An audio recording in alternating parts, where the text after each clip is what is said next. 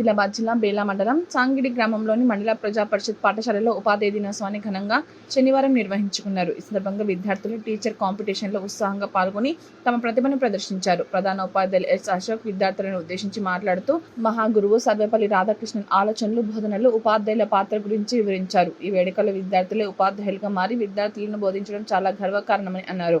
ఈ కార్యక్రమంలో ప్రధాన ఉపాధ్యాయుడు ఎస్ అశోక్, ఉపాధ్యాయులు ఎన్ సంతోష్, పి నారాయణ, సిబ్బంది, విద్యార్థులు పాల్గొన్నారు.